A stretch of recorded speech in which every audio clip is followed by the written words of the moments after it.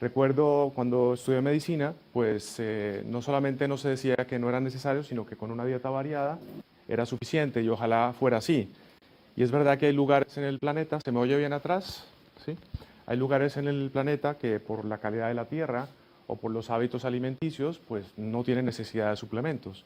Sin embargo, en la dieta occidental, por lo que ha comentado Alfredo y lo que veremos más adelante, hay momentos puntuales donde sí los suplementos pueden ser la diferencia entre la enfermedad y la salud.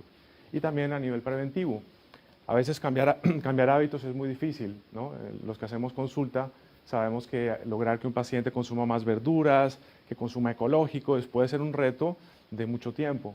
Y a veces también el cerebro a nivel emocional no están dispuestos a hacer esos cambios de manera rápida. Entonces el suplemento puede ser esa primera fase que nos permite abrir puertas a otro tipo de cambios de hábitos que requieren más esfuerzo. Entonces, ¿cuáles son los micronutrientes? Son esas sustancias, alimentos en cantidades pequeñas que si no los consumimos no los vamos a producir, el cuerpo no los produce de manera eficiente. Son, por ejemplo, vitaminas, minerales, algunas vitaminas las produce el cuerpo, pero en cantidades muy pocas, especialmente la vitamina C. El ser humano es uno de los que tiene dificultades para producirla, con lo cual si no la consumimos diariamente a través de las frutas o de suplementación, necesariamente va a traer enfermedades a mediano y largo plazo. Y también va a condicionar la vejez, cómo vamos a envejecer y también el desarrollo. Por eso pongo esta foto de una mujer joven y una mujer de edad, en lo cual no solamente es para prevenir a futuro, sino desde los niños y ojalá desde el embarazo tengamos en cuenta algunos suplementos para prevenir enfermedades. Bueno, aquí está el cuadro de todo el metabolismo humano, no lo vamos a estudiar hoy. Es muy complejo, no se sabe todo, se ha avanzado bastante. Ahí se involucra sobre todo lo que es lo metabólico, pero también hay que incorporar lo energético, que cada vez se descubre más a raíz de estudios de la medicina china, por ejemplo. Y en estos procesos metabólicos hay micronutrientes. Cada fase, cada enzima, por ejemplo, o un 20% de las enzimas requieren de minerales para poderse activar. Entonces a veces estamos como el coche sin chispa porque tenemos gasolina pero no tenemos los nutrientes que pueden activar esos complejos enzimáticos. Y el metabolismo es lo que regula pues toda la salud. Es lo que regula la respiración, la vejez, la inflamación, todo. Entonces por eso la importancia de estos micronutrientes que desafortunadamente no están en la cantidad que deberían estar en la comida. Entonces, ¿qué porcentaje tenemos de enzimas que requieren micronutrientes? El 20% de las enzimas, es muy alto. Estas enzimas, si no tenemos estos nutrientes, pues directamente no van a funcionar de manera adecuada. De estos micronutrientes, minerales son más o menos 30 a 40 que necesitamos. En la agricultura a veces se suplementa, podemos decirlo así, o se fertiliza el suelo con 3, 4 minerales, no es suficiente. Para las vegetales, para tener una aparente salud, no se requieren tantos nutrientes. El ser humano sí lo requiere, sobre todo minerales traza, como el selenio, el germanio, que cada vez están en disminución y que están condicionando pues, muchas patologías. También están los omegas 3, especialmente el EPA y el DHA, que aunque el cuerpo los produce en cantidades pequeñas, no llega a ser el nivel que requerimos. ¿Y para qué lo requerimos? Ya lo veremos, para la salud del cerebro, para la salud cardiovascular, bueno, para muchas cosas, la inflamación, para no tener tanta inflamación, etc. Entonces, en estudios que se han hecho, en especial en Estados Unidos, se realizó haciendo muestras poblacionales grandes. Aquí están para que luego profundicen, estudios algunos muy recientes, este es del 2015. Vitamina D3, 70% de deficiencia. Imagínense, en la población de Estados Unidos, aquí en Europa, dependiendo del sitio, puede cambiar. Los países nórdicos, en teoría España es privilegiada en luz solar, en realidad es privilegiada, pero no estamos exponiéndonos al sol incluso aquí en España. Yo encuentro en la consulta deficiencias de vitamina D muy marcadas. Ya hablaremos por qué. De magnesio, 45%. Vitamina E, un antioxidante vital para muchos aspectos, especialmente cardiovasculares y para la piel, 60%. El calcio, 38%. La vitamina K, que ya vamos a verla hoy también, que es vital para la salud de las arterias y de otros aspectos, el 35% y así. El zinc, que tiene que ver con procesos, entre muchos otros, inmunológicos, la calidad de las mucosas, etcétera, tiene una caída del 8%. Vitamina C del 24% y la vitamina A del 34%. Son porcentajes muy altos que con una suplementación o con cambios de hábitos, consumiendo productos de muy buena calidad, se podrían nivelar, ¿no? Entonces, en el mundo, aquí hay un mapa de las deficiencias, en este caso es de la vitamina A. Se encuentra deficiente en más de 118 países. Entonces, cuando dicen, no, es que no hay evidencia de que hay deficiencias nutricionales, eso no es verdad, de que necesitamos suplementos, ya lo verán, no es cierto. Hay anemia provocada por déficit de hierro que afecta a 2/3 de las mujeres embarazadas y niños en diversos países. En este caso, el estudio fue de la India. El déficit de yodo, que es un micronutriente vital para la tiroides y para muchos otros aspectos, afecta a más de 740 millones de personas en todo el mundo, o sea, el 13% de la población mundial. Imagínense el impacto que eso tiene a nivel del desarrollo del cerebro, de la inteligencia, del metabolismo. Aquí en Europa nos hemos ido al otro extremo de no consumir sal yodada, que es prácticamente nuestra única fuente real de yodo, y nos hemos ido al otro lado y estamos viendo deficiencias de yodo, aquí también en Europa. Bien, el zinc, 20% de la población padece de déficit de zinc, como les comentaba, es vital para procesos de tipo inmunológico. Bien, ¿cuáles son las causas de esa falta de micronutrientes? Como lo comentaba Alfredo, este es el Centro de Nutrición Global Alliance que está asociado con la OMS. Avisan de la disminución de nutrientes que existe desde hace más de 20 años, eso ya lo han comentado.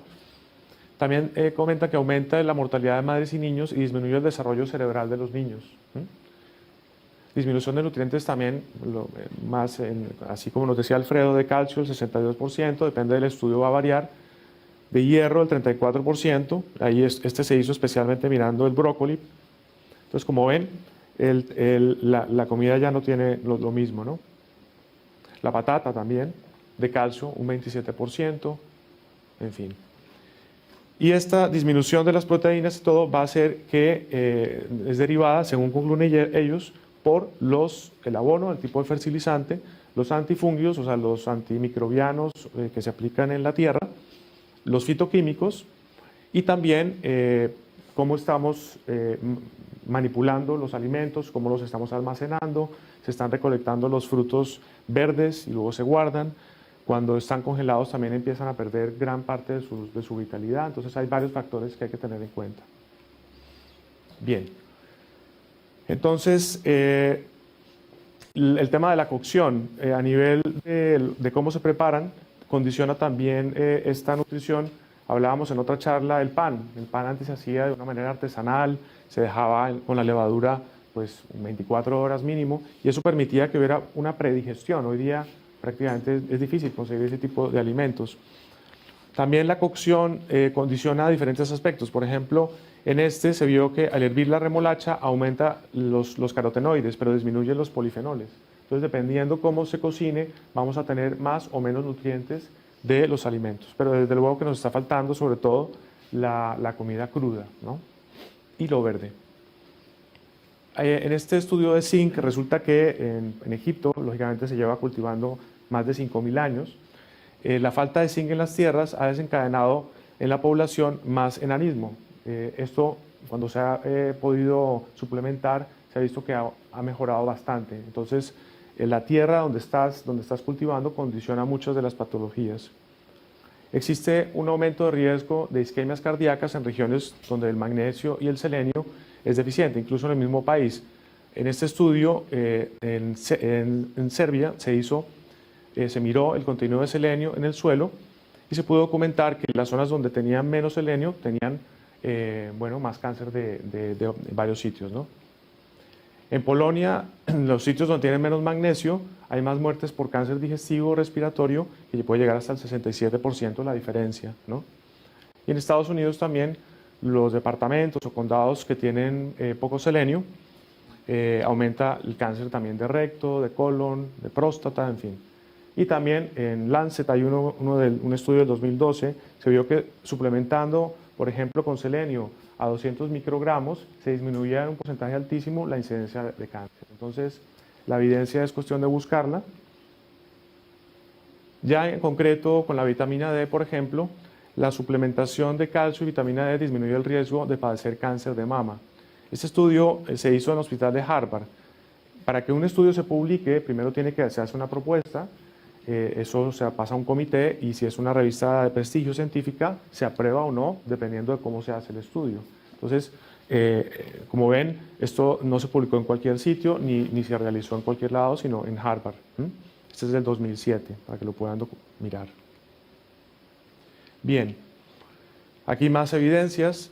En este, por ejemplo, se vio que el zinc, el cobre y el selenio aumentaban el riesgo de cáncer de pulmón.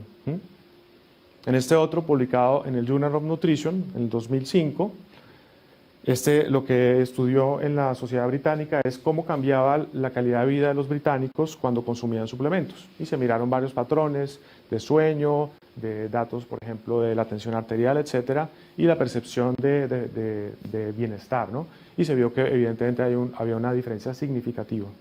Especialmente en sitios, por ejemplo, hablando de Inglaterra, la falta de sol, de vitamina D, es vital. Ahí sí la suplementación es casi un tema de salud pública. Bueno, por ejemplo, se hizo en 598 niños y lo que se miró es la suplementación con cantidades un poco mayores a las recomendadas. Ese es otro tema. Normalmente las dosis que se recomiendan de nutrientes o de micronutrientes están muy por debajo normalmente de lo que sería un tratamiento terapéutico, ¿sí? Digamos una dosis de vitamina C de 90 miligramos, por decir algo, nos va de pronto a evitar que tengamos un escorbuto, una deficiencia que nos permite sangrar, pero no nos va a evitar, por ejemplo, enfermedades más graves. La vitamina B3, a propósito del pelagra, que es esa dermatitis, la demencia y la diarrea, las dosis que se recomiendan, pues la va a evitar, pero no va a evitar otro tipo de alteraciones metabólicas. Entonces, en este caso, se dio una dosis un poco más alta del ácido linoleico. Se dieron 100 miligramos de DHA, que ya hablaremos de él, es un omega 3 marino, y 140 miligramos de ácido alfa-linoleico, que es el omega 3, normalmente es más de vegetales. Eso se hizo durante 12 meses y lo que se evidenció es que mejoraba la memoria y también el crecimiento. Esto de manera estadísticamente significativa. Esto se publicó en el American Journal of Clinical Nutrition del 2009. Ahí lo tienen. Nuevamente, los niveles elevados de selenio y de carotenoides reducen el riesgo de mortalidad. Este se hizo en 632 mujeres entre 70 y 79 años. Esto, además, en Baltimore, en la Universidad de Maryland, el riesgo de muerte era mayor en aquellas que presentaban una disminución de selenio y de carotenoides. Las causas principales: enfermedad cardíaca, cáncer, trombosis e infecciones. Bueno, entonces ya vieron que hay evidencia suficiente, la pueden documentar si quieren en su casa, de que la suplementación sí genera un impacto importante en el pronóstico de muchas enfermedades y en la prevención de otras. Recientemente se está viendo dentro de las teorías de los micronutrientes cómo en la historia del ser humano no había tanta abundancia de alimentos. Había momentos en que teníamos restricción de comida. Eso genéticamente se ha grabado y ha hecho que el ser humano, el cuerpo, sea inteligente en el manejo de los nutrientes. Entonces, ¿qué es lo que hace? Normalmente, cuando consumimos alguna vitamina o algún mineral, el cuerpo lo administra y lo va dosificando. Y ese mineral o esa vitamina la va a dar principalmente para procesos metabólicos que implican el riesgo de muerte, es decir, para evitar que la muerte aguda. Pero los otros procesos metabólicos que tienen que ver con las enfermedades crónicas, esos minerales no se van a utilizar ahí, sencillamente no se les va a administrar. O sea que el cuerpo sacrifica, digamos, en largo plazo para que haya una supervivencia en tiempo reciente y así los genes se puedan pasar. Entonces vemos cómo en la sociedad occidental, después de cierta edad, empiezan a aparecer los achaques, las enfermedades crónicas, que a veces no sabemos de dónde vienen. y tratamos de solucionarlas únicamente con fármacos, que por supuesto a veces es necesario, muchas veces es necesario, sobre todo de manera paliativa, pero a nivel preventivo no se tiene en cuenta el tema nutricional y que quizás lo que está pasando es que nos están faltando micronutrientes. Ese es el tema. Hablando específicamente del magnesio, les comentaba, hay un 45% de deficiencia de magnesio. El magnesio está en los vegetales, es lo que le da el color verde, es como a la clorofila, es el equivalente en la sangre a la hemoglobina al hierro, y principalmente está en las hojas verdes, pero incluso sabemos que está bajando el porcentaje de magnesio en los vegetales, incluso si lo consumimos. Ahora, si podemos incorporar más vegetales diariamente, estamos probablemente aumentando ese nivel de magnesio. Bien. ¿Para qué sirve el magnesio? Ya lo veremos, para muchos procesos metabólicos, para la función cardiovascular, tiene que ver con la hipertensión, tiene que ver con la neurotransmisión del cerebro, los neurotransmisores. La genética es un gran protector de los genes y la falta de magnesio a largo plazo, digamos de varias décadas, puede condicionar enfermedades de tipo degenerativo. Por ejemplo, se publicó en el Journal of American College of Nutrition, esto se hizo en el 2009. Y especialmente en este estudio se miró el tema hormonal a nivel esquelético, cómo afectaba la falta de magnesio. Tiene que ver con la energía. Y la energía está detrás de todos los procesos metabólicos. Sin energía no funciona bien el corazón, el cerebro, es decir, es la base de la salud. Incluso en medicinas no convencionales o alternativas, lo que primero se mira es si hay energía, ¿no? Y muchos problemas energéticos sencillamente son falta de magnesio. Es el cuarto mineral más abundante del cuerpo y es el segundo a nivel intracelular. Hay un inconveniente para el diagnóstico de deficiencias de magnesio y es que como está más a nivel dentro de las células, cuando te haces una analítica puede estar normal. No es un indicador de la cantidad de magnesio que tienes. Es decir, que casi que por defecto, si sabemos que el 40% de la población está deficiente y tomas una dosis adecuada, segura, pues estás seguramente previniendo muchos problemas. Se ha reconocido como cofactor de más de 300 reacciones metabólicas en el cuerpo. Imagínense, 300 reacciones metabólicas que si no tenemos magnesio no se están haciendo de manera adecuada. Y eso se va a ver reflejado en muchos síntomas o enfermedades.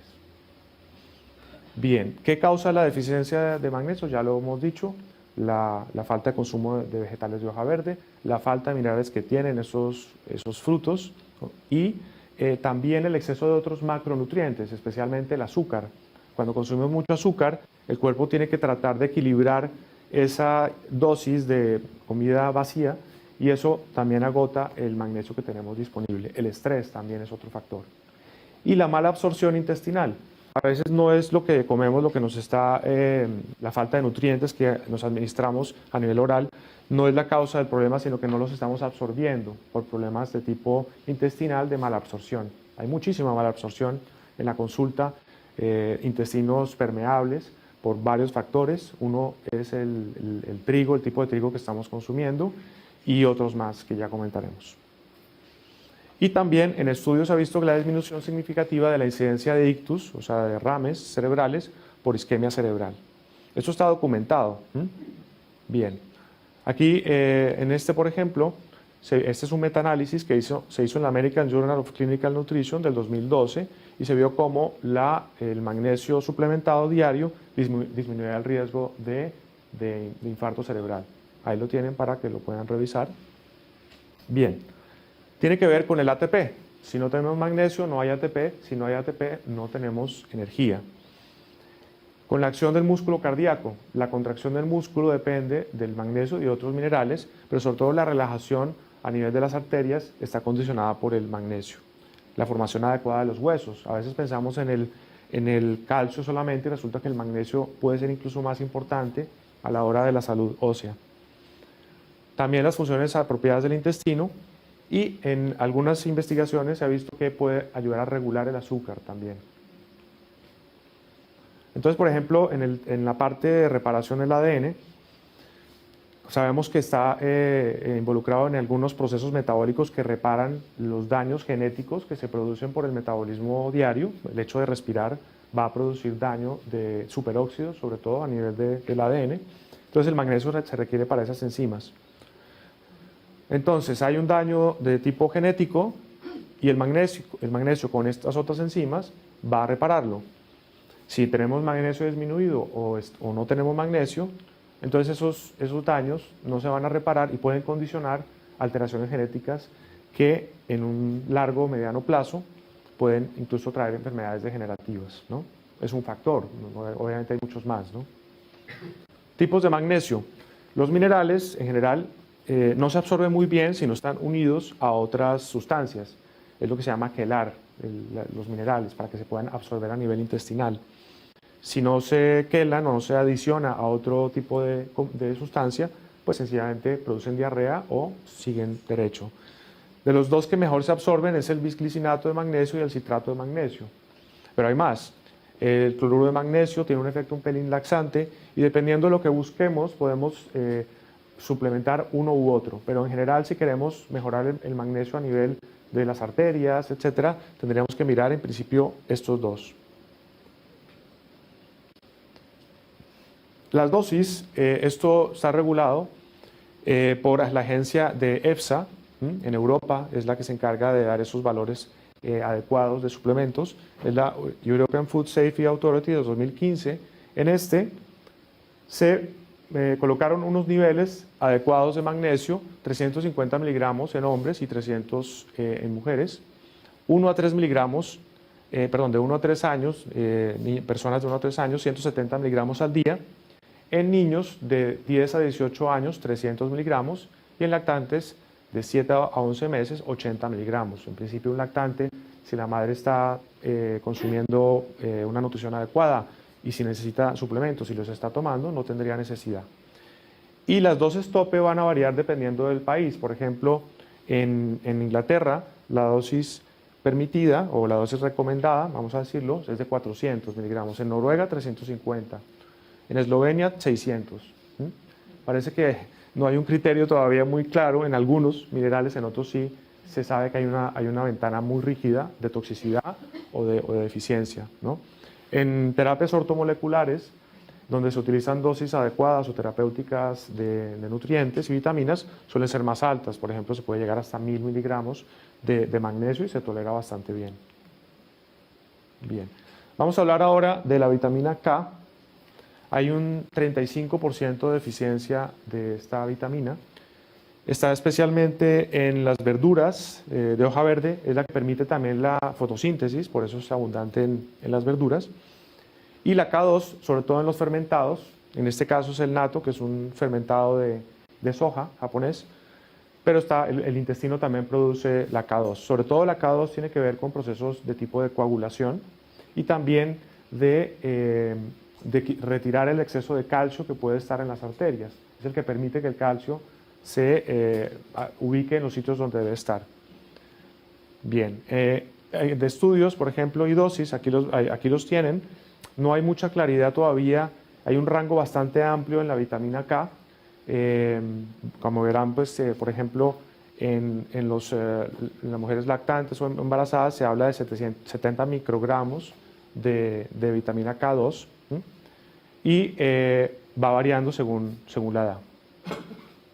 Entonces, ¿qué pasa? Si no consumimos vegetales de hoja verde, si tenemos la flora intestinal alterada por muchas razones, por antibióticos, etcétera, pues no vamos a tener esa vital vitamina que nos va a favorecer la salud de las arterias, va a permitir que el calcio se ubique donde debe estar, es decir, en los huesos, y que no esté en otros sitios inadecuados. Entonces, como les comentaba, tiene que ver con la coagulación, especialmente la K1, perdón, es la que tiene que ver más con la coagulación. La K2 es más con los temas de la salud arterial, de que el calcio se ubique donde debe estar. Y lo que hace la vitamina K es activar proteínas que están en las paredes arteriales que sacan el calcio y donde no debe estar, en las placas. Entonces, muchos problemas de arteriosclerosis son no tanto por falta de omegas, sino porque no tenemos vitamina K. Aquí, en este estudio, por ejemplo, se habla que la teoría de que los minerales se reservan para momentos, digamos, la supervivencia inmediata, Esto es una teoría se llama triaje, está ya publicada hace ya varios años, desde 2009, y lo que hace esto es que el cuerpo va a reservar la vitamina K para lo que es vital, y es la coagulación, ¿no? Pero todo lo que tiene que ver de la vitamina K para la salud de las arterias, pues no va a haber suficiente, directamente no se le va a administrar, ¿no? ¿Cuál es la solución entonces para la vitamina K y el magnesio? Pues una es la suplementación y en otra aumentar el consumo de hoja verde, productos de hoja verde, ya sea en forma de batidos, idealmente de productos de buena calidad, ojalá ecológicos, que esas tierras en teoría pues tienen más minerales por el tipo de fertilización que se les realiza, pero incluso así a veces es difícil, por lo que les comentaba del cambio de hábitos. Y por defecto, yo por lo menos la recomiendo habitualmente, el magnesio, es una de las que más recomiendo. Bien, la vitamina D la asociamos normalmente al calcio. O sea, como sabemos, la vitamina D es la que se encarga de absorber el calcio del intestino cuando lo consumimos para que pase a la sangre, ¿no? Y a los huesos. Si no tenemos vitamina D, pues no vamos a tener, el calcio va a seguir derecho, no se va a absorber. Pero no solamente tiene que ver con eso, también está relacionada con la inmunidad, con la inflamación, con muchos procesos que ya detallaremos, con la incidencia de enfermedades degenerativas. Y ya hay demasiada evidencia, hasta 31 estudios, donde se ha visto que la deficiencia de vitamina D está relacionada con una de las causas de muerte más altas por diferentes razones, no solamente a nivel cardiovascular. Bien, aquí en este estudio comentan el tema de la pandemia, si realmente hay una pandemia de vitamina D, y efectivamente sí, sobre todo en los sitios donde no hay mucha luz. ¿Y qué está condicionando la falta de vitamina D? Pues que nos hemos alejado demasiado del sol. Estamos trabajando siempre en sitios donde no da la luz, o si la luz llega a través del vidrio, donde se filtran los rayos UV, que son realmente los que activan la vitamina D. Por otro lado, como veréis, el metabolismo de la vitamina D parte de una base del colesterol, o sea que el colesterol también es necesario. Lógicamente no un colesterol muy alto no conviene, pero si no tenemos suficiente colesterol no podemos hacer muchas hormonas. Es vital para no solamente la vitamina D, para el cerebro también. Entonces, el metabolismo se activa a través de los rayos ultravioleta de tipo B y pasa hacia la forma de vitamina D3, que es el colecalciferol. También se puede adquirir a través de la dieta, especialmente los hongos tienen vitamina D, también el pescado, los aceites de pescado, y esta viene en forma de ergocalciferol o vitamina D2. La D2 requiere activación, normalmente se suplementa con la D3. Luego, esta vitamina D pasa al hígado y el hígado luego la activa. Y nuevamente el riñón hace el último proceso metabólico, que sería ya el calcitriol, que es el que ya es una hormona esteroide. Ese sí requiere un acompañamiento médico, el calcitriol, ya que tiene una ventana corta de dosis tóxica y de dosis, digamos, inferior. Entonces, a nivel de suplementos, usualmente damos más el colecalciferol o D3, y es el que medimos en sangre habitualmente también. Entonces, aquí les comentaba los tipos de vitamina D. Recordar que la D3 es la que más nos interesa a nivel de la suplementación. Y bueno, ¿cuál es el margen terapéutico ideal? Normalmente lo que se ha visto es que entre 40 y 60 nanogramos mililitro de vitamina D es cuando se evitan una gran cantidad de enfermedades. Si están acostumbrados a pedir en la consulta, los que son terapeutas, vitamina D, van a ver que frecuentemente vemos 15 nanogramos, 20, eso es muy bajo, eso hay que subirlo. Y normalmente para subirlo, el ideal sería que la persona tomara más luz, pero si está en invierno va a ser difícil. Y la otra es la suplementación.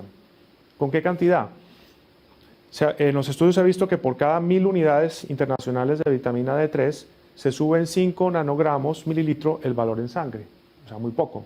Si una persona te llega con 15 nanogramos de vitamina D y la quieres subir y le das 400 unidades internacionales, que es lo que trae la mayoría de multivitamínicos, pues no va a servir directamente.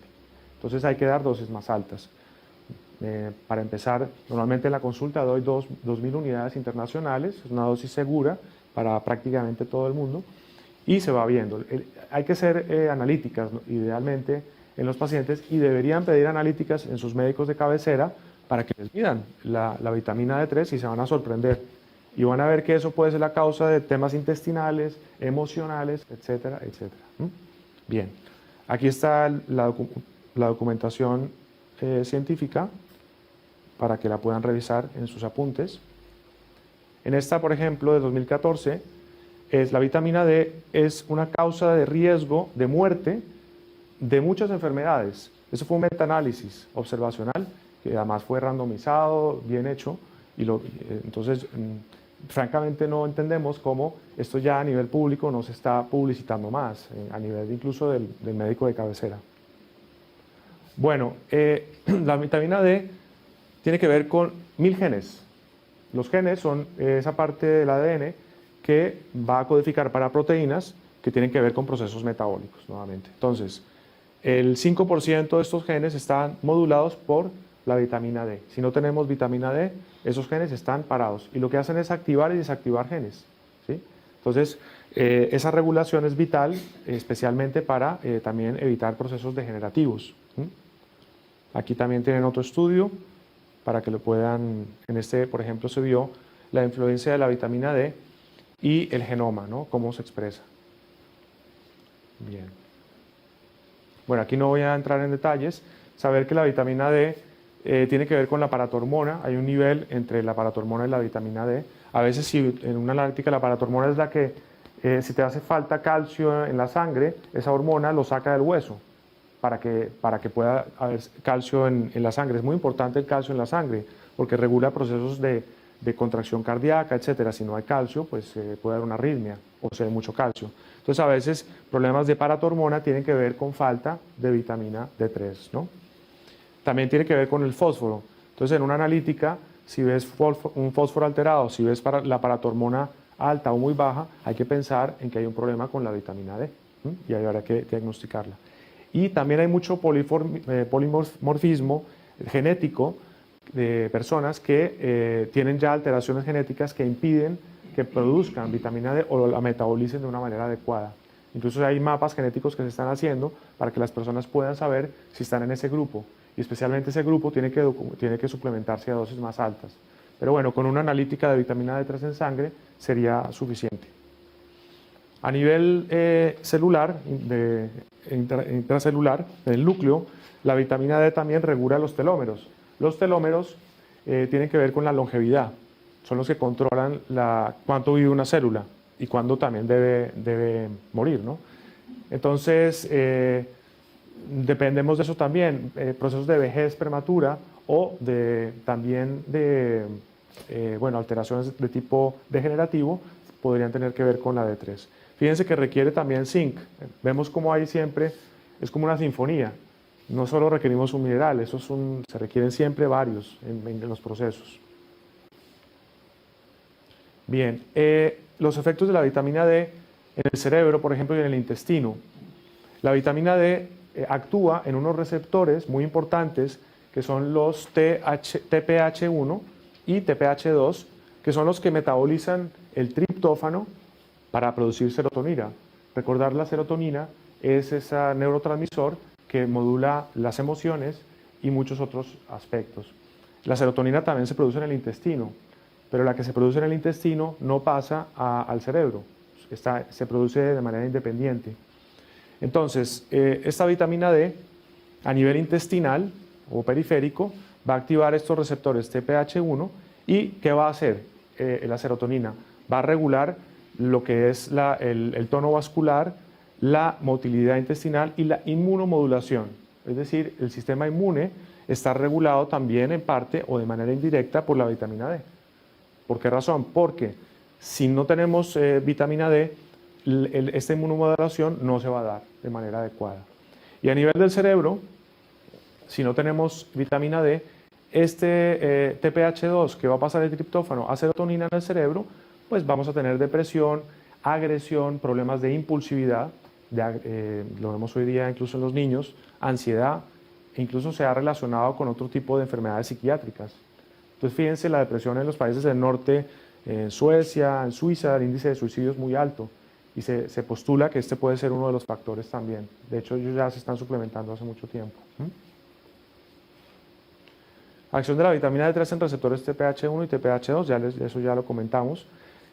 Normalmente, por ejemplo, en los autistas hay mucha serotonina en el intestino y muy poca en el cerebro, es curioso. Y de hecho, la vitamina D es lo que hace que no haya tanta serotonina en el intestino y que haya más serotonina a nivel cerebral. Y es lo que encontramos en muchas alteraciones de tipo psiquiátrica. Esto lo pueden documentar aquí en esta revisión. Entonces, en el autismo se ha visto, no es la única causa ni mucho menos, se habla que hay un 30% genético y un 70% que no se sabe, parece ser ambiental, pero se postula que uno de los factores, entre otros, puede ser la vitamina D. ¿Por qué? Porque se ha visto que en los autistas hay menos niveles de vitamina D, bajos niveles de serotonina en el cerebro, pero tienen altos niveles de serotonina en el intestino. Curiosamente, lo que pasa cuando no tenemos vitamina D.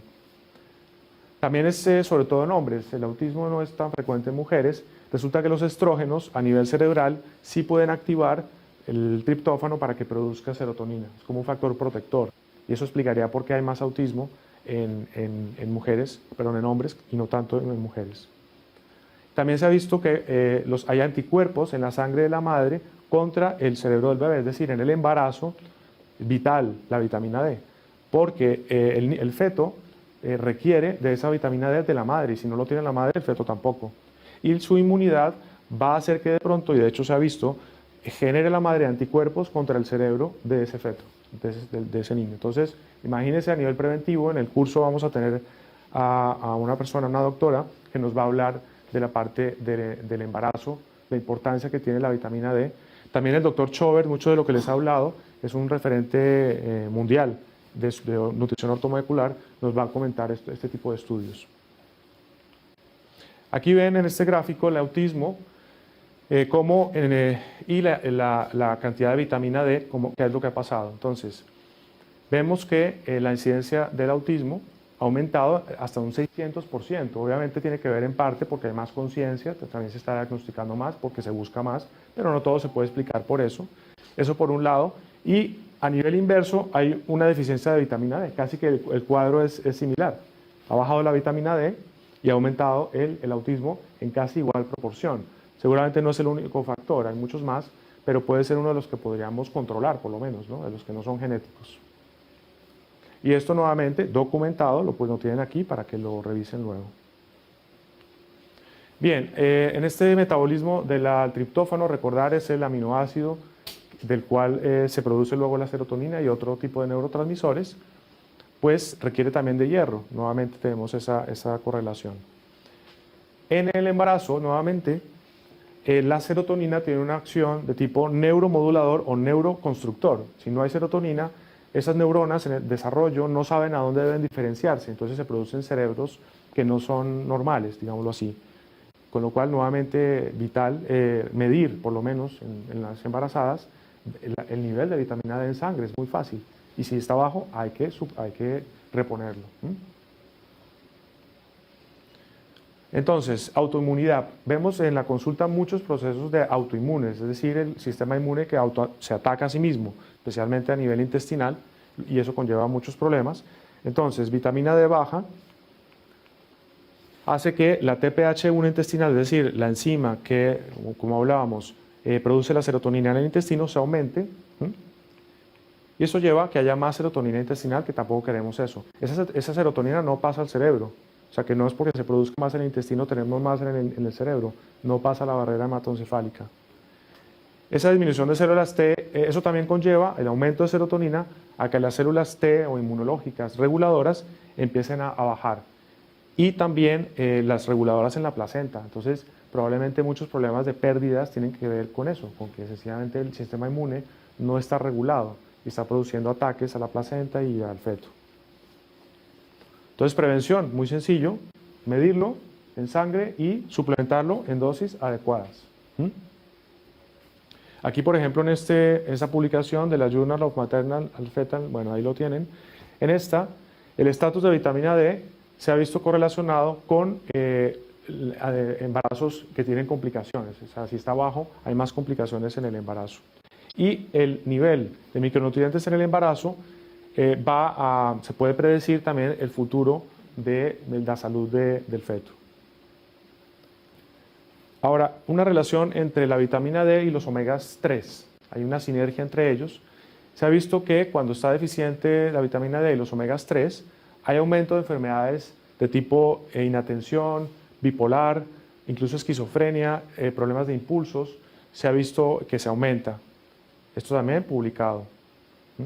La doctora Rhonda Patrick, excelente científica, la pueden buscar, tiene varios vídeos en internet, ha hecho este tipo de estudios muy interesantes. Entonces la serotonina pues modula la memoria, modula también el sueño, también habilidades cognitivas adicionales. Entonces imagínense, si la vitamina D y el omega 3 tienen que ver con eso, qué bueno que lo tengamos en niveles adecuados. Aquí en este gráfico vemos, esta es una neurona presináptica y esta es la neurona postsináptica. Viene el triptófano, que es el aminoácido que les he comentado, y pues pasa la neurona. Entonces, esta enzima depende de vitamina D para producir la versión activa de serotonina, que es la 5-hidroxitriptamina, y para que se libere al espacio intersináptico requiere de EPA, esta omega 3 EPA. Si no tenemos omega 3 EPA, esta membrana hay mucha inflamación. El EPA lo que hace es quitar la inflamación. Eso va a condicionar a que no se libere. Y si no se libera la serotonina, pues lógicamente tampoco va a llegar a la otra neurona. Y la DHA es la que va a permitir esta otra omega 3, DHA marino. Lo que permite es que esta membrana de la neurona postsináptica esté adecuada, tenga una adecuada fluidez. Entonces requerimos de omega 3, EPA y DHA para que el cerebro funcione bien y para que pueda utilizar la serotonina de manera adecuada. Si está baja la vitamina D, entonces no producimos cantidades importantes de serotonina activa, de 5-hidroxitriptamina, tampoco se libera y si no tenemos omegas, pues no funciona bien. Entonces muchos problemas emocionales tienen que ver con esto. No es lo único, por supuesto, pero es un factor a tener en cuenta a nivel terapéutico. Las dosis de vitamina D. La EFSA en 2016 nos recomienda 15 microgramos día en mayores de 1 año. Esto incluye a lactantes y embarazadas, y de 7 a 11 meses de 10 microgramos día. Máxima ingesta tolerable de 100 microgramos día en adulto y 50 microgramos de 10 a 17 años, los pacientes en esas edades. 25 microgramos día de 0 a 1 año.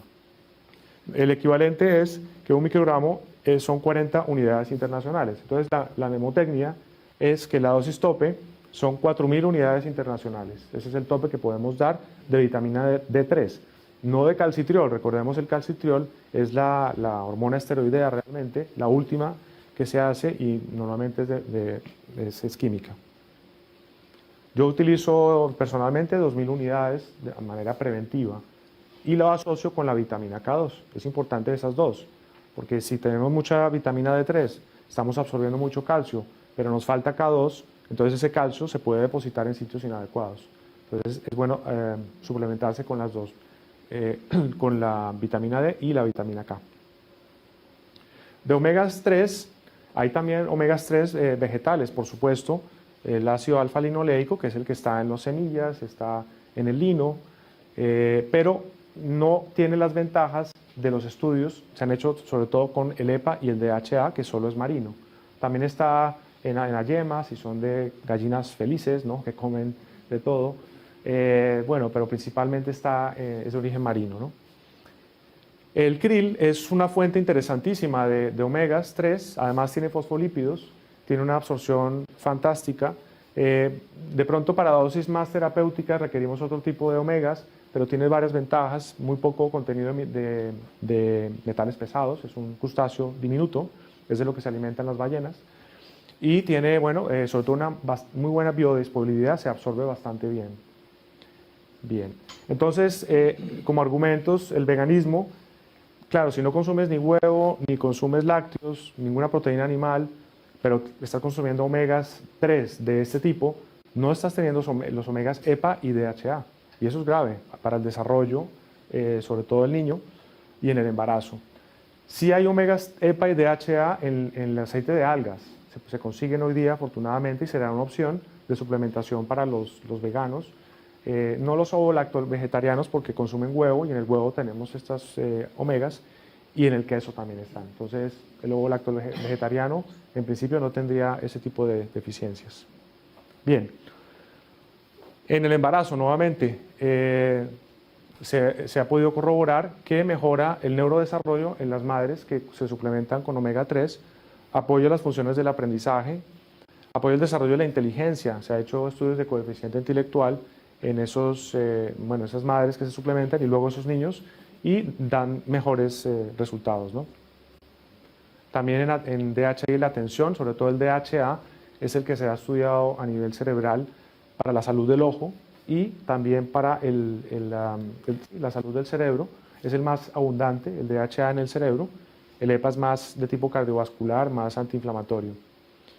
Y el DHA contribuye a eso, al desarrollo visual de los niños, según concluyó la EFSA. Es decir, ya esto es un hecho y si lo tenemos bajo, idealmente habría que suplementarlo. Mejoría en el aprendizaje de reglas, vocabulario, cuando se suplementa dosis terapéuticas en niños, disminución de trastornos de hiperactividad y déficit de atención, y aumenta el crecimiento neuronal a nivel frontal, que tiene que ver con los procesos de abstracción e inteligencia.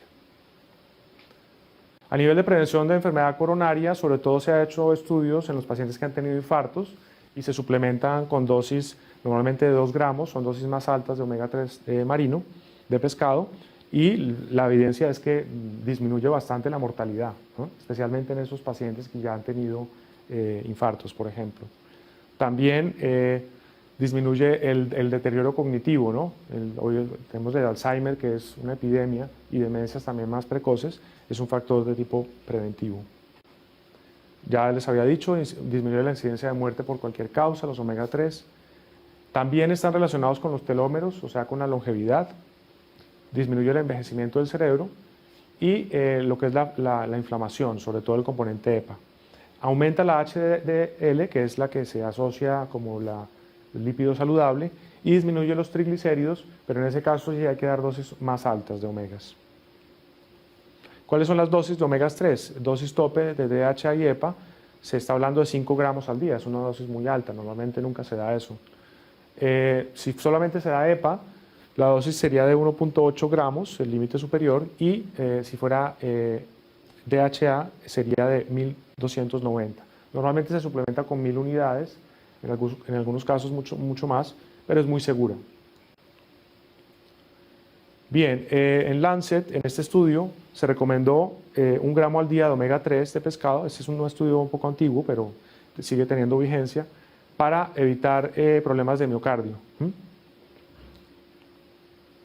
Entonces, las dosis, 1 gramo de omega 3, EPA y DHA, para poderlo a través de la comida tendríamos que consumir más o menos 85 gramos de atún o un pescado pequeño como sardina, salmón, 652 gramos de bacalao del Atlántico. Eso sería para tener esas dosis de 1 gramo al día, que es lo que recomiendan. ¿Quiénes llegan a esto? Bueno, difícilmente, salvo que vivas la dieta mediterránea, ¿no? Se podría lograr. En la asociación de Heart Association establecieron como recomendación 2 comidas a la semana de pescado y 1 gramo al día de suplementación con omegas de pescado. Hay estudios de laboratorio donde se mira el índice de omega 3 para saber cuánto hay en sangre. Y eso lo hace midiendo los glóbulos rojos, y si el porcentaje es mayor de 8%, hay un factor preventivo para enfermedades sobre todo cardiovasculares. No debe ser menor del 4%. En pacientes con triglicéridos altos se da dosis hasta 3 a 4 gramos y para buscar un efecto antiinflamatorio hablaríamos de 2 gramos de omega 3. Entonces va a cambiar la dosis dependiendo de lo que busquemos en el paciente. Y bueno, eso es lo que les quería decir. Ahora Laura les va a comentar algo y hacemos unas preguntas. Desde luego, en este seminario solo toqué 3 nutrientes. Imagínense lo que implica solamente conocer estos 3 nutrientes a nivel terapéutico para la familia, a nivel personal. Y bueno, en este curso, en el máster y experto, vamos a hablar de todo. Vamos a hablar con los expertos que en el día a día trabajan esto Por especialidades también, vamos a tener una doctora endocrina integrativa que nos va a hablar del tema endocrino y así en cada especialidad su doctor. Sigue Laura. Hola, buenos días. Bueno, yo soy Laura Medina, yo llevo la Secretaría Académica de la Escuela de Salud Integrativa y bueno, quería dar las gracias a Jorge por la charla, que ha estado muy interesante y espero que os haya gustado. Y es solo un aperitivo de lo que hay en el máster de suplementación. Entonces, bueno, yo estoy un poco para ayudaros a lo que necesitéis en información respecto de este curso y de todos los que están a través de la escuela. Y bueno, deciros que si os decidís hoy para matricularos, tenéis ese 10% del total del precio de todo el curso.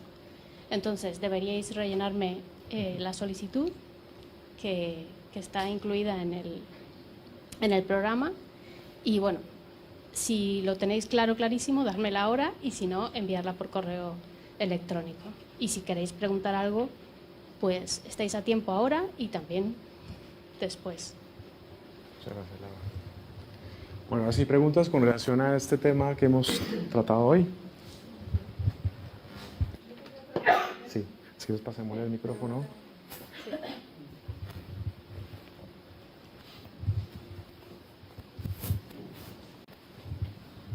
Gracias. Buenos días. Yo quería preguntar dos cositas. Uno primero a María. ¿Se puede hacer partes del curso? Por ejemplo, 2 módulos.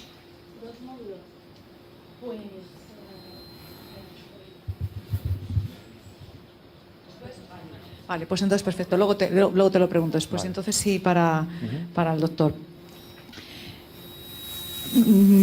La información que me ha dado me ha parecido interesantísima, la conocía y además desgraciadamente lo padezco.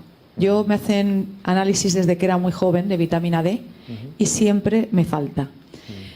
¿Qué pasa? Que ahora a la edad que haya llegado yo tengo ahora el síndrome de química múltiple. Y aunque me dan el omega 3 y todo ese tipo de cosas porque me las dan, mi problema ¿cuál es?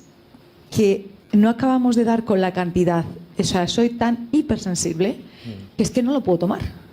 Porque a lo mejor, no sé, a lo mejor si a usted lo conoce y le suena el Peapure, que es, bueno, pues que además me lo tienen que traer de fuera porque no lo localizo aquí fácilmente en Madrid, sí en Sevilla, que es de donde me lleva el médico. Cuando a mí yo me lo tomé, pues sinceramente la mayoría de la gente dice, bueno, pues no lo notas hasta X número de caja. Yo no la caja, yo con un brick ya lo noté y fui fenomenal. Mis huesos no dejaron de dolerme, no me dolían los pies, ya me podía poner tacones, bueno, increíble. Pero en cuanto ya me pasé, ya es la cabeza es un pitido, en los oídos, es exceso. Entonces, mi pregunta es, el suplemento bien, incluso con todos los estudios que hacen, bien en esta cantidad y tal, pero en cuanto tú tienes esa sensibilidad y pasas a más, ¿cómo se regula eso? Sí, gracias por la pregunta. Obviamente hay circunstancias individuales, es multifactorial. Aquí pues damos la información general. Desde luego que hay problemas de mala absorción, en tu caso el tema de sensibilidad múltiple. Entonces, por eso el seguimiento de analíticas es tan importante. Incluso por el polimorfismo genético, muchas personas requieren dosis más altas por estas alteraciones enzimáticas. Entonces, sí, habría que mirar a veces los excipientes, el tipo de omegas, es muy importante la calidad, algunos están oxidados, de hecho, cuando se hacen muestreos de lo que hay en el mercado, pues como en todo, pues hay diferentes calidades. Y es muy importante que los omegas 3 no estén oxidados. Sus beneficios son precisamente que son poliinsaturados. También los excipientes, ¿no? Es vital que alguien que tenga alergias pues tenga productos que no tengan muchos excipientes. Y las alteraciones de mala absorción a veces impiden que, a pesar de que lo consumas, pues no se absorbe, ¿no? Aunque este es liposoluble, no tiene tanto ese problema. Esto sucede más con los que no son liposolubles, los micronutrientes. Pero sí, muchas gracias por la pregunta. ¿Alguna otra? Sí. Hola, Jorge. Sí. Yo te quería... Espérate, de aquí... ¿está el micrófono allá? Sí. Luego sigues tú. Sí. Yo quería preguntarte que, a ver, yo entiendo que te haces un análisis de sangre y si tienes deficiencia en algún nutriente, pues te hacen una suplementación, vale. Pero como medida preventiva, Sí. ¿Tendrías que suplementarte de todos los nutrientes o esas...? Sí, a ver, idealmente, ¿cuál sería el escenario ideal? Que no necesitáramos suplementos, ese sería el ideal, ¿no? Pero ya hemos explicado por qué ese ideal no siempre se da o muy pocas veces realmente. Entonces, cuando vemos esos porcentajes de deficiencias, por ejemplo, de magnesio, de omega 3, de K2, de vitamina D, a veces lo preventivo, así no hayas podido hacerte una analítica, es más costo eficiente, ¿sí? Entonces, tomarte una pastilla de magnesio, si por las razones que sean no puedes introducirlo en la comida, es algo también preventivo. Entonces, de manera general, tendríamos que, bueno, si no lo puedes hacer con la dieta, buscar algún antioxidante, mirar magnesio, omega 3, pero claro, no podemos darlo todo, ¿no? Habría que individualizar. Un multivitamínico, aunque tiene dosis muy bajas normalmente, te da un espectro mínimo del cual por lo menos deficiencias graves no vas a tener, ¿no? Pero ya temas terapéuticos sí es bueno diagnosticarlos, sobre todo en la vitamina D, idealmente hacerlo en sangre, ¿no? Bien, gracias. Ahora sí, seguías tú, ¿no? Quería preguntarle si el tomar el sol con protección solar, sobre todo protección solar alta, permite que pasen los rayos solares y tener cubierta la vitamina D o no. No, desafortunadamente no, porque precisamente los rayos de tipo B, ultravioleta B, son los que activan la vitamina D y son los que principalmente tapan los bloqueantes solares, los bloqueadores solares. Entonces, ¿cuál es la salida de eso? Pues exponerse al sol un tiempo prudencial y, bueno, luego ya buscar la sombra o buscar bloqueadores, por lo menos que no sean tóxicos, porque en eso también hay muchas calidades, ¿no? Hay que mirar sobre todo los que no tengan micropartículas que se absorben a través de la piel y bueno, pero sí, no, va a evitar que se produzca la vitamina D. Entonces, claro, personas que se ponen bloqueador solar, incluso en invierno, que no salen ni 10 minutos a la intemperie, pues es que no van a poder tener una dosis de vitamina D adecuada y miren todo lo que eso implica. Por ejemplo, a nivel emocional, ¿no? Que no se asocia tanto, se asocia más al calcio, a otro tipo de temas, pero a lo emocional no. Gracias. Y una segunda pregunta, ¿cómo podemos saber si tenemos déficit o no? Porque normalmente tú cuando te haces una analítica, ahora sí que más o menos se está considerando la vitamina D, pero de la mayoría de las cosas no vienen en los análisis. Gracias. De manera indirecta, si tienes problemas con el calcio, es una de las causas. Si no tienes vitamina D, puedes tener osteopenia, esa es una de las maneras, pero las otras son más difíciles porque, como ven, tienen que ver con muchos procesos metabólicos. Entonces puedes tener problemas emocionales, problemas inmunitarios, etcétera. Entonces lo mejor es pedir al médico de cabecera que te haga es muy fácil, que te pida los niveles y ya con eso hacer un plan terapéutico. De pronto no requieres, si estás tomando sol o estás suplementándote con omegas de pescado, algunos tienen también vitamina D, algunos, pues en principio no habría necesidad. Muchas gracias. ¿Alguna otra pregunta? Sí. ¿Tú controlas el orden? Sí. Vale. Gracias. Muchas gracias por la exposición, me ha gustado mucho. Quería preguntar una cosita. Las determinaciones de magnesio no se suelen hacer, ¿verdad? No, es lo que explicaba. El magnesio está sobre todo a nivel intracelular, dentro de la célula. Entonces, cuando haces una analítica, te van a salir los patrones de sangre que además el cuerpo procura que en la sangre los niveles estén normales. Él va a hacer todo lo que pueda para que en la sangre el calcio esté bien, el fósforo. Lo que va a hacer es sacarlo usualmente de los huesos, ¿no? para que tengas un nivel adecuado. Entonces no lo vas a poder saber de esa manera, ¿sí? Hay otro tipo de diagnósticos más de bioresonancia, de otro tipo, que de manera indirecta se puede deducirlo. Pero casi que por defecto, una dosis adecuada de magnesio, por ejemplo de 400 miligramos o 200, pues es muy segura y va a evitar, si realmente tienes una deficiencia, que tengas este tipo de situaciones. O la otra es hacerte batidos verdes o consumir mucho más verduras de hoja verde, verduras de buena calidad, porque no todo el color verde hoy día es por el magnesio, eso es lo otro, ¿sabes? Entonces buscar eso. Sí, perdón. Espérate un segundo, Disculpa, ya te paso. por favor. ¿Efectos tóxicos del magnesio? Es muy seguro. Normalmente, incluso en medicina ortomolecular, se utilizan 1000 miligramos diarios, pero no hace falta. Con que tengas 400 miligramos es muy seguro. No, de vitamina D es 4000, de magnesio 400 miligramos, sí, de vitamina D. La dosis tope es de D3, 4.000 unidades internacionales de D3, pero normalmente se dan 2.000 unidades internacionales o 1.000, pero los multivitamínicos tienen 400 unidades internacionales de vitamina D3. Eso te evita un raquitismo, es decir, cosas que, bueno, está bien que las evites, pero en Occidente es más difícil. Eso se da más en países más subdesarrollados. Sí, y otra cosita, ¿Cuál era por el favor, orden? Sí. otra cosita. Sí. Se puede, teniendo bien los niveles de vitamina D, o por lo menos aceptable, ¿no? 30, Sí. por ejemplo. ¿Eso es compatible con una osteopenia o se supone que teniendo bien la vitamina D no tienes por qué tener osteopenia? Es una de las causas de falta de calcio en los huesos o de osteopenia, pero no es la única. Sí es verdad que si tienes un nivel adecuado de vitamina D, por lo menos esa ya no es una causa actual, ¿sí? No digo en el pasado. Pero bueno, hay muchas otras causas. Una dieta muy ácida, si consumes mucho azúcar, el cuerpo tiene que equilibrar esa acidez sacando minerales de los huesos, etc. Pero sí, es un factor muy importante. Ya. O sea, que entiendo que se puede arrastrar una osteopenia de épocas en las que no has tenido un nivel adecuado de vitamina Así D3 y tú estás recuperando, o la persona que estás tratando está recuperando su nivel de vitamina D, pero el hueso va más retrasado y se encuentra en osteopenia. Eso Puede sería... pasar, sí, puede suceder eso. Puede claro. suceder, ¿verdad? Sin embargo, también es cierto que si tú te suplementas adecuadamente, tomas sol, te alimentas bien y todo, pues eso puede pararse o incluso recuperar un poco. Yo lo he visto en la consulta, si se hace una medida correctiva, ¿sí? Sí, O sea que es vital, ¿no? Sobre todo evitar la osteoporosis también a largo plazo. Sí, sí. Muchas gracias. ¿Quién Muchas seguía? gracias.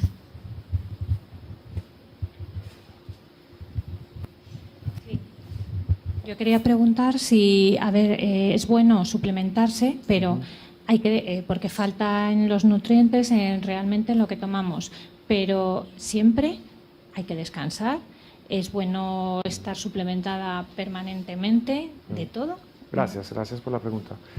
En el escenario ideal, como te comentaba, idealmente no. Lo de descansar es entre comillas. Es que descansar de qué, ¿sabes? Si te falta magnesio... Ah, vale, sí. En ese caso sí. Si tú procuras el verano que te dé, no solo en verano, sino en invierno también, que te dé la luz ultravioleta, bueno, pues seguramente no tendría necesidad, ¿no? Pero claro, para eso requerirías un diagnóstico, porque tú puedes deducir que porque has tomado sol, tu vitamina D3 está bien, pero es que hay muchos factores también para que esa vitamina D se active. Recordar que pasa por el hígado, luego por el riñón, pero normalmente si tú tomas sol y tienes un colesterol mínimamente aceptable, que hoy día vemos colesteroles de 100, 150, claro, las hormonas están muy mal, que no tienen esa base, pero no habría necesidad en principio. Sin embargo, aquí en España, los que pasamos consulta, vemos grandes deficiencias habituales de 20, ¿sabes? De 15, recientemente vi una, con muchos problemas, no necesariamente es por eso únicamente, pero es un factor que es vital corregir, ¿no? O sea, que es bueno tomarlo. A ver, los omegas 3 yo no veo razón para, es una opinión, ¿no? De descansar, salvo que estés haciendo una dieta mediterránea bien hecha, ¿sabes? Pero bueno, no veo razones, porque además la prevención se da por el uso de los omegas 3 especialmente, el uso, ¿sabes? Continuo, no por tomarlo una temporada. Claro, magnesio igual, exactamente. Gracias. ¿Quién sigue? Sí. ¿Se puede tener un exceso de magnesio? Sí, claro. Sí, la dosis segura son las que he colocado, pero si tomas 400 miligramos, 250 miligramos, si tienes una deficiencia te va a ayudar, pero no te va a generar toxicidad, es muy difícil. Hay otros minerales o nutrientes que sí tienen un espectro muy estrecho entre la toxicidad y la deficiencia, ¿no? Entonces, por ejemplo, les comentaba el calcitriol, que es por fórmula médica. Si tú vas a comprar calcitriol, en la farmacia no te lo venden, tienes que llevar una fórmula, y con razón, pero no la vitamina D3 que les he comentado, ¿no? Y hay gente que requiere tomar calcitriol, pero eso sí requiere un acompañamiento profesional, ¿no?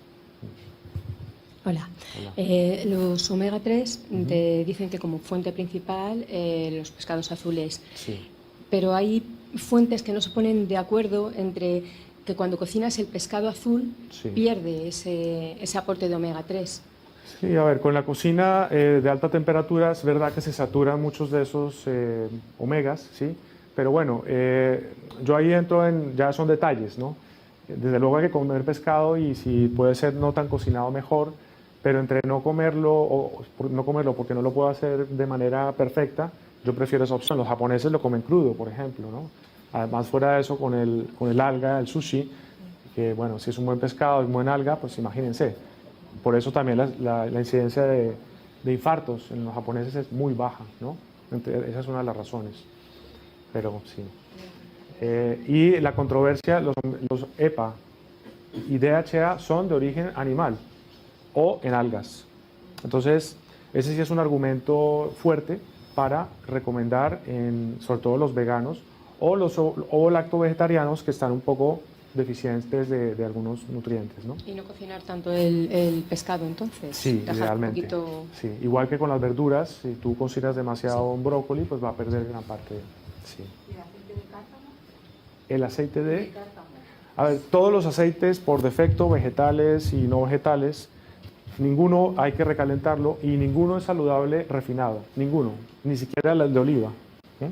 Que hay como campañas, ¿no? Por una época es el de palma, en otros el aceite refinado de coco, ningún refinado es saludable. Entonces, en ese orden de ideas, el ideal de los aceites vegetales que sean crudos, idealmente. Hay algunos que toleran mejor la temperatura, por ejemplo el coco o el de sésamo, tolera un poco mejor las altas temperaturas, porque ya está saturado de manera natural, el de coco. De hecho, es muy saludable también. El no refinado. Vale. Hola. Referente a las deficiencias que comentó que, bueno, hay que son muy extendidas, sí. Pero ¿en qué grado? ¿En grado grave o más suave?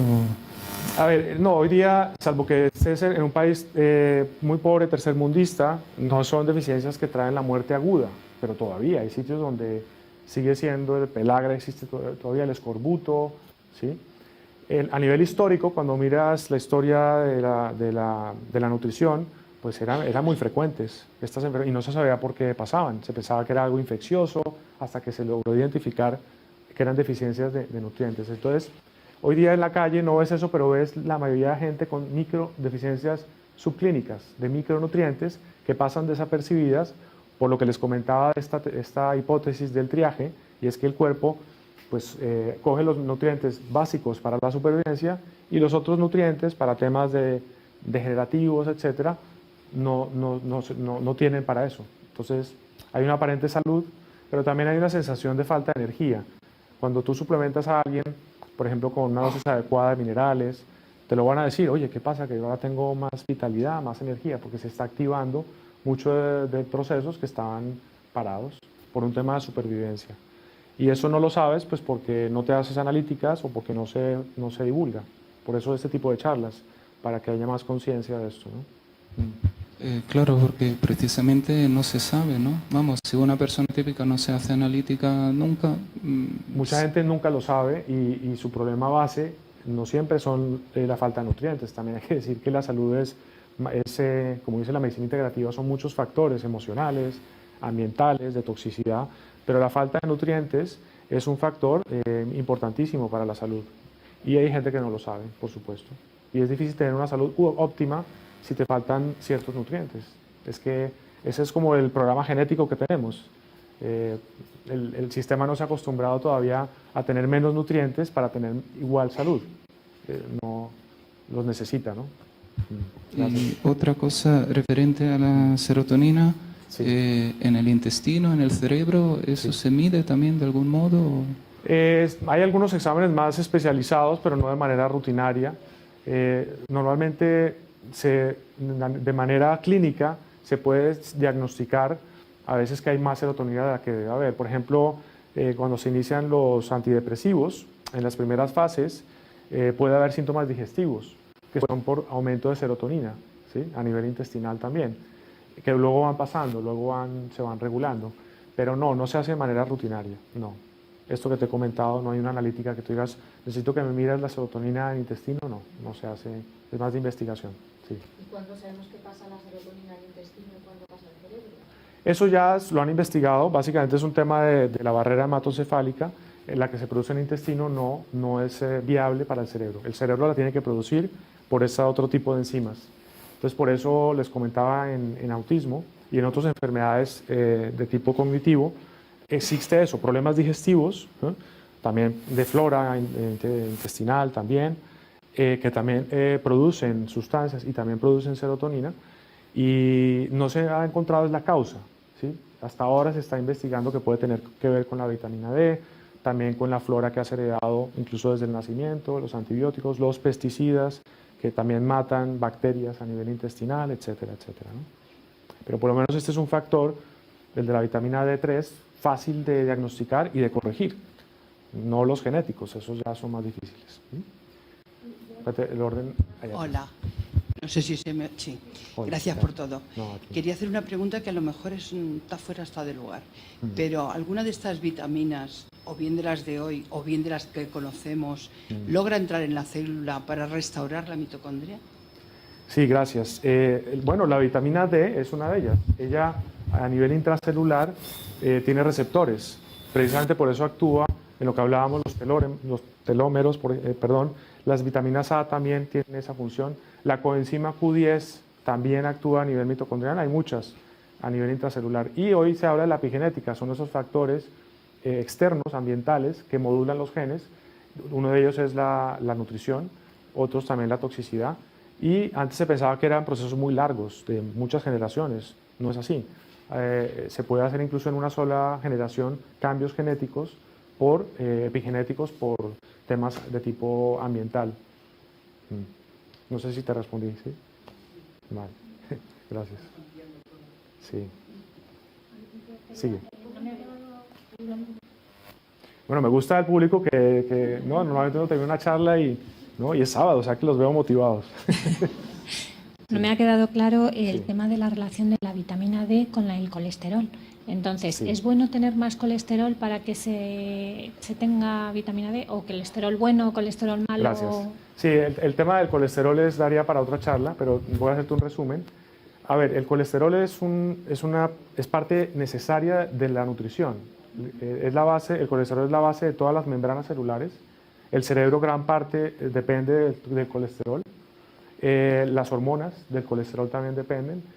Entonces, ¿qué pasa? Que sí es verdad que niveles muy altos de colesterol se han relacionado con más patología de tipo cardíaco, cardiovascular, pero estamos hablando de 260, es lo que los primeros estudios mostraron. Luego, por diferentes razones que no me da tiempo de hablar ahora, eso se ha ido bajando, esos niveles, hasta incluso de 200 o menos, y ya con esos niveles de colesterol en sangre se está medicando con medicaciones para bajar el colesterol. Entonces, ¿qué vemos en la consulta? Gente que tiene colesteroles de 100, de 150, medicada. Todos los medicamentos tienen efectos secundarios. Si los tienes que tomar, pues los tienes que tomar. Pero, por ejemplo, las estatinas bajan la coenzima Q10. Eso ya está demostrado. Es un ejemplo más de suplementación. Alguien que esté tomando estatinas o medicaciones para bajar el colesterol debería suplementarse con coenzima Q10. Debería, ¿sí?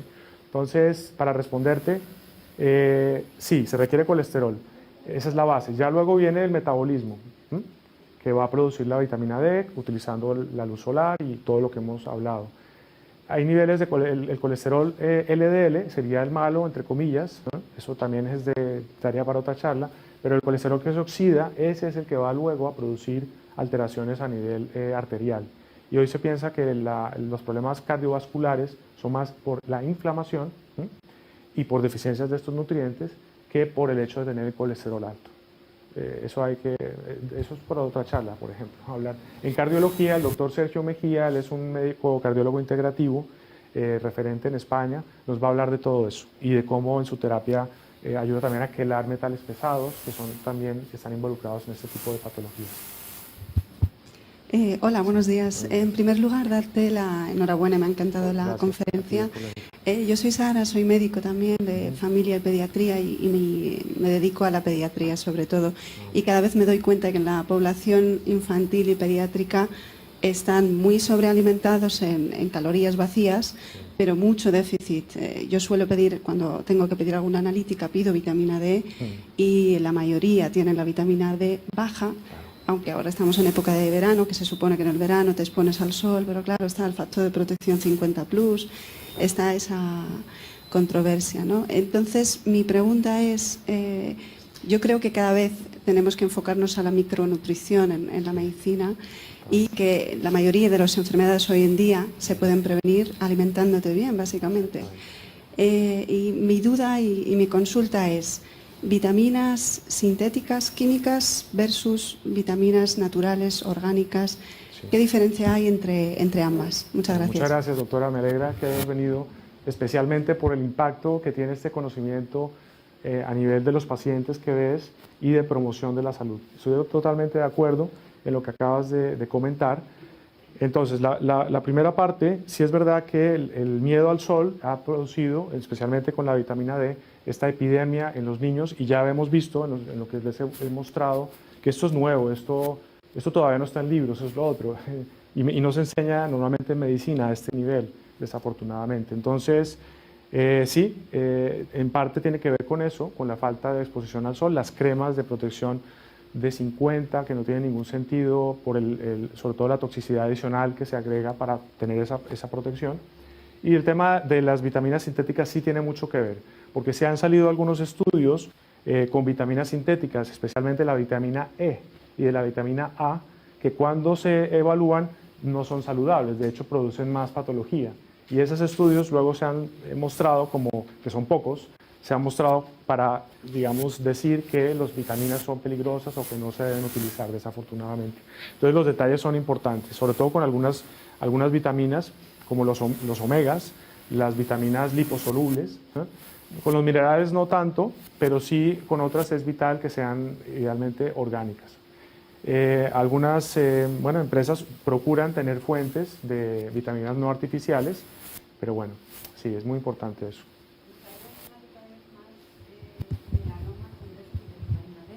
Sí, es curioso. Curioso, ¿en qué sentido? Hay estadísticas en que la melanoma es más alto en personas que tienen deficiencia de vitamina D, pero paradójicamente para tener vitamina D requerimos del sol. ¿Y qué hace una persona que ha tenido un melanoma que a veces aparecen en las plantas de los pies, en sitios donde no hay exposición al sol? Es curioso. Entonces sí, es probable que muchos melanomas sean incluso algunos por falta de una dosis mínima de vitamina D, y sabemos que la fuente principal es el sol. ¿Sí? Bueno, yo me sumo a las felicitaciones a ti, que como siempre has estado estupendo, y para el público, que también está maravilloso. Y quería hacerte una pregunta. Estamos hablando de los suplementos nutricionales en caso de carencia para prevenir patologías, pero también se pueden utilizar en terapéutica en dosis más altas para favorecer recuperación, ¿no? Sí, gracias, Alfredo. A ver, en la nutrición ya más ortomolecular, orto viene de similar, precisamente a raíz de la pregunta que hiciste, de similar al cuerpo. El cuerpo reconoce lo que es natural, lo artificial al final no sabe cómo manejarlo y luego tiene que eliminarlo.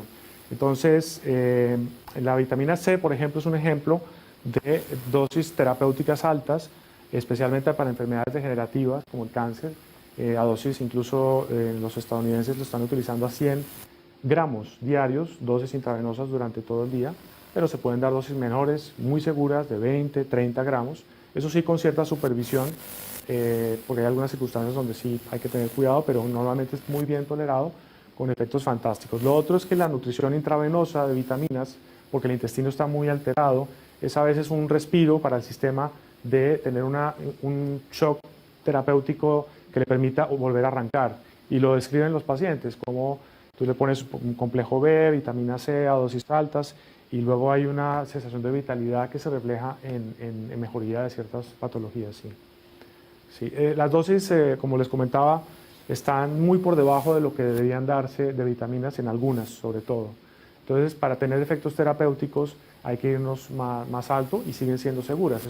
Esas dosis se establecieron hace muchos años y también es difícil, digamos, a nivel experimental con humanos, ver cuál es la dosis tóxica. Digamos que ahí hay cosas que se han quedado un poco por repetición, pero vemos la vitamina C, la dosis que se recomienda son 90 miligramos, y resulta que normalmente requerimos 1000, 2000 incluso. Entonces, pues bueno, varía mucho. Bueno, pues este público está, me gusta.